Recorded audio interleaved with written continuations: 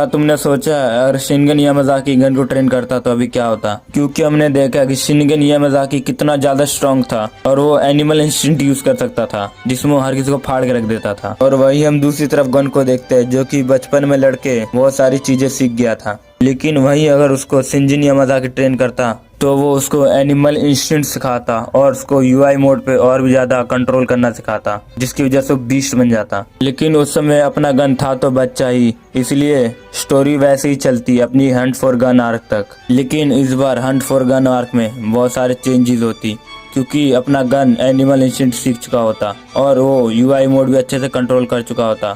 Plus में उसको वैसे ही लड़ने का बहुत ज्यादा शौक है, इसीलिए सबको मारता नहीं, फाड़ के रख देता। और जेम्स ली के साथ उसकी मैच जब होती तो देखने लायक होती।